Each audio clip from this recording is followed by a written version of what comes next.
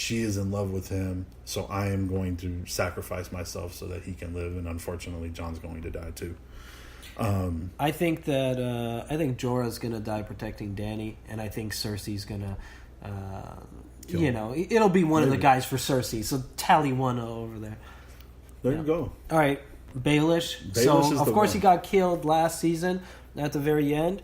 But there was a whole thing with him talking to some woman, something about... There's a new internet rumor, and it's starting to spread. It's starting to spread now, and you can find it on YouTube and go on, and it's got some, This is the gist of it. So Baelish's great grandfather is Braavosi, and of course everybody knows faceless men, including Baelish. So the rumor is that he knew he was going to get killed, so he had a faceless man switch with him to save himself and, take the fall for him, basically.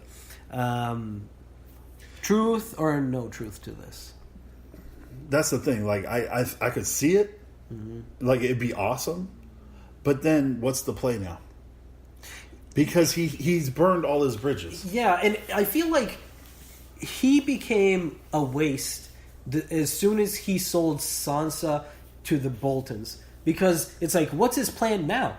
You know what I mean? Once he did that, he bargained off all of his chips. You know, I think Cersei still would be fine okay with him. Maybe because after he got rid of Sansa, he put it on the Boltons rather than himself. And I mean, I don't know if he could still rouse up the Vale, but he just kind of he was sold on the cheap, the way the Martells were. Right. You know what I mean? Where and Tyrells, they just kind of got rid of all of them. Whatever. Maybe the theory works if he has Cersei. Like, to me, I just don't feel like he has anybody anymore. Right. So what's his play? He can't get to the Iron Throne. That was always what he wanted. The only way I could see this working is if for some reason it's like he managed to escape Winterfell and went to the Vale, and now he's rousing up the Vale on Cersei's side, because this is what the Lannisters are good at. Every single time they're in a slippery situation, it's like they pull out an ally out of nowhere, right? So the Vale's not been harmed during the wars at all. They would be a good ally for Cersei. I could see that. And if that happened, I could see Baelish. The only way that you're going to have my army is if you marry me right now. Oh, so if Cersei marries him, and that's how he gets it. Yep. Because isn't that what Varys said in the first season? It's like, what would he stop at? Nothing until he sits the Iron Throne or whatever. And so, then all of a sudden he lets Jaime in to camp without anybody knowing, and then Jaime kills Cersei or whatever. Brienne and Jaime kill Cersei, however it wants to happen. Suicide mission. Yeah. And then all of a sudden you see Baelish sitting on the Iron Throne because he's husband to the Queen, and he gets it for half an episode or whatever. So I guess that could happen. To me, I just felt like they were he had no other alliances left. I thought he burned all his bridges, but if he can still pull Cersei, maybe the theory does work, and it would surprise a lot of people. I think it would.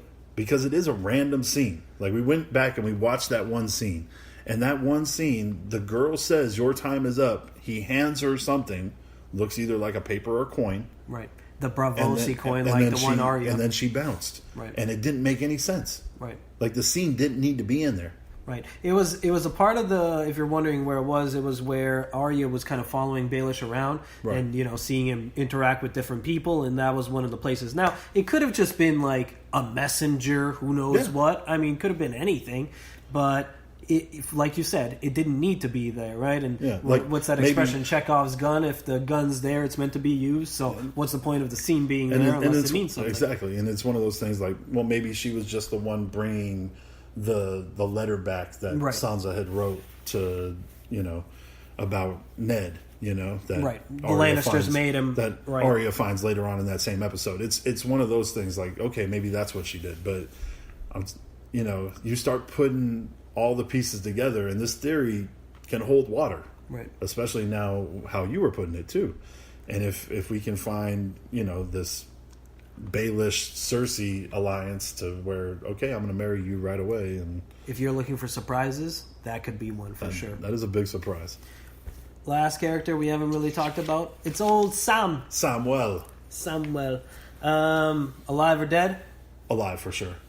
Alive for sure. And this is the best part. Yeah, the thing I've been calling for years now is I want, at the very last scene that we see, everything's happened. Danny's running the kingdom and everything, and we're years later, and Sam is old, and this just sounds on his lap, and he's sitting at a table, and he's writing down everything, and the last line is A Song of Ice and Fire by Samuel Tarly.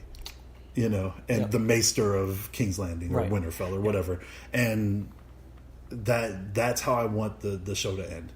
This has all been the perspective of Sam by personal, experience, by speaking with Historical other people. accounts. It's exactly how George wrote the books. Right.